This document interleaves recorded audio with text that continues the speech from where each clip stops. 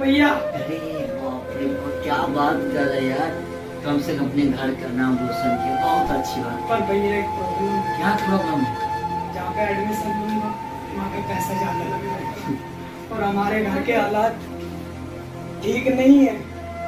अरे पैसा नहीं है, रहने के लिए ढंग से छत नहीं है, बारिश आता है तो बाबू, छत। अरे पैसा की टेंशन लेने की तुझे कोई जरूरत नहीं।